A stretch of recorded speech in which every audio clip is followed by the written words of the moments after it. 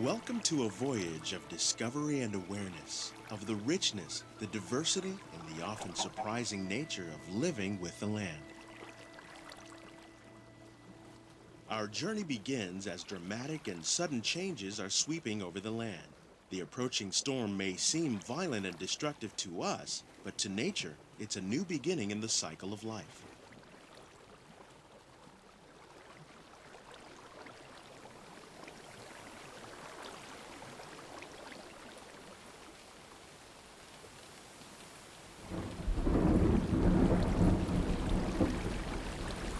Beneath the surface of the land, roots trap water from the flowing mud, extracting precious nutrients and minerals.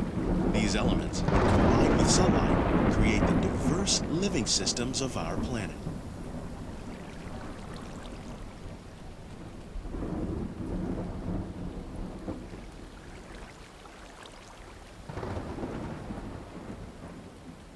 One of those living systems is the rainforest, home to the most amazing concentration of life on our planet. These dense and beautiful forests cover only a tiny portion of the Earth's surface, but they contain more than half of its plant and animal species. Rainforests are also extremely rich and productive living systems, providing us with oxygen, food, medicines, and other elements essential to our lives.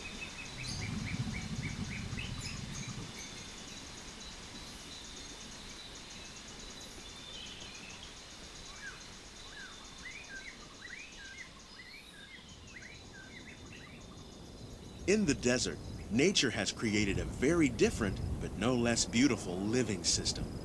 And while this arid landscape may seem lifeless, it is very much alive.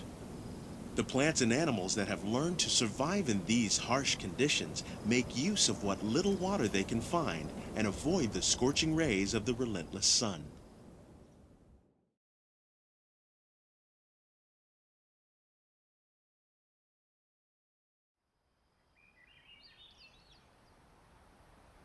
The American prairie once appeared as desolate as the desert, but over time, rainwater and nutrients gradually penetrated the hard surface of this land. Even the hooves of the mighty buffalo helped create the rich soil that would one day become home to the American farm.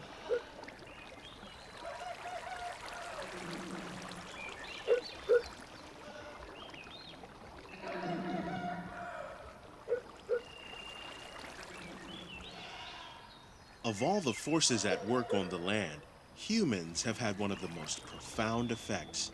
The need to produce food for a growing world led to the enormous use and sometimes overuse of the land. In our search for more efficient ways to grow food, we often fail to realize the impact of our methods.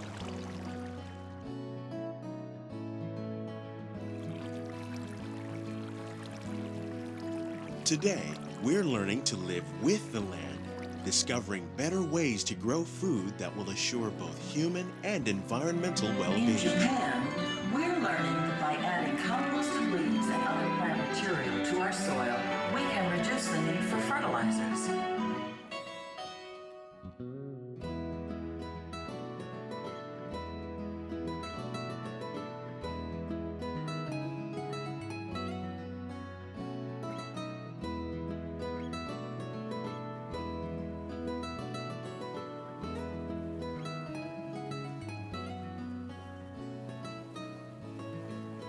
How will we meet tomorrow's growing needs for food production, yet still respect the needs of the land? Some of the answers are being discovered just ahead. To help us maintain these carefully controlled ecosystems, and for your safety, please remain seated in your boat at all times. Welcome to our living laboratories, where scientists from Epcot and the U.S. Department of Agriculture are exploring innovative ways to produce bountiful harvests now and into the future.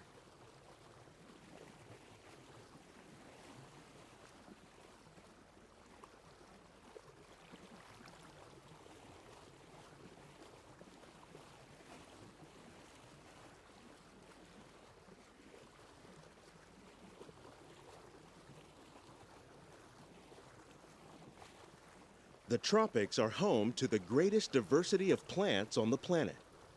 Many of these, like papaya, bananas, cacao, coffee, and rice, are well known around the world. These are just a few of the edible plants that have been an important source of nutrition for people living in the tropics. Many are rich in vitamins and minerals, while others are well adapted to growing in less than ideal conditions. Some, like the water lily, thrive in wet, swampy areas and waterways. All parts of this plant, even the flower petals, are edible. The starchy root of the plant has long been used to make flour for baking. One day, many of these lesser-known tropical plants may be as important as the bananas growing on both sides of the boat. More than 28 million tons of bananas are eaten annually, making it the most popular fruit in the world.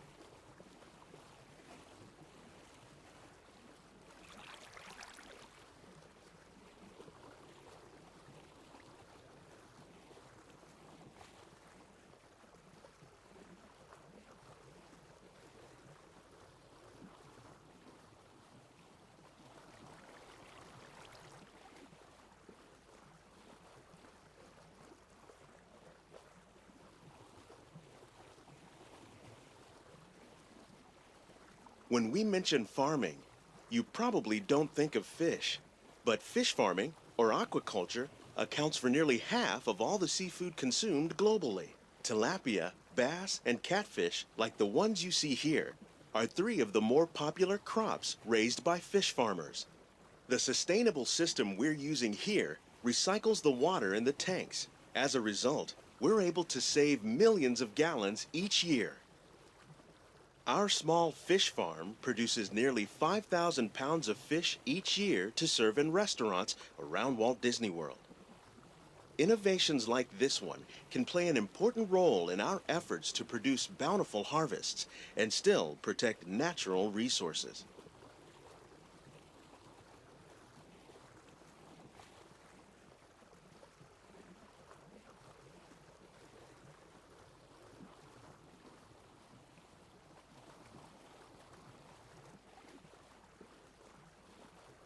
While there are more than 50,000 edible plant species in the world, most of us are only familiar with the handful that make up our everyday diet. The common grains growing here, wheat, maize, sorghum, and millet, plus rice, account for nearly 2/3 of our global food consumption. Learning how to increase yields of these staples is an important goal of research around the world.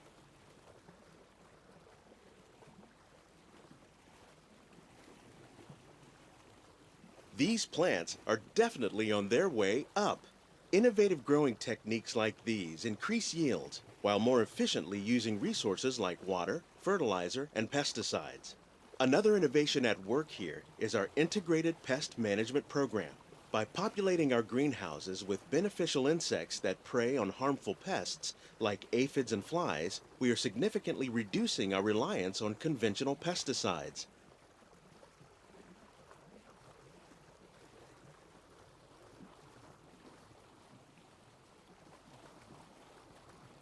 We're growing these crops using our nutrient film system.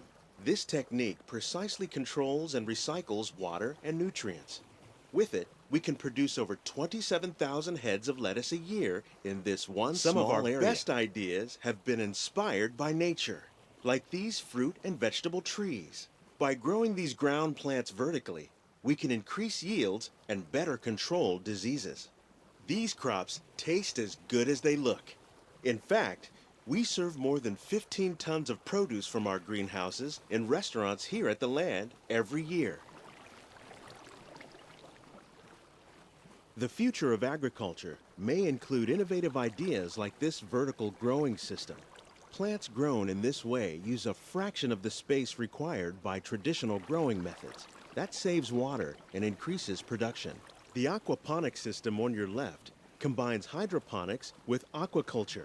The fish provide a natural source of fertilizer for the plants, and the plants help keep the water clean for the fish. It's another great way to produce more while using less. In our lab, Epcot scientists are working with the U.S. Department of Agriculture on a number of innovative projects. The goal of these efforts is to produce higher yielding and better quality plants.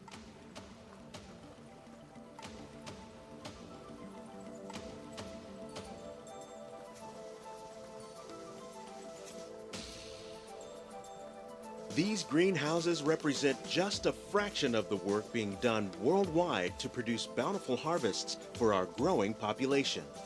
Scientists, farmers, and even backyard gardeners are doing their part to improve the quantity and quality of foods that we all rely upon.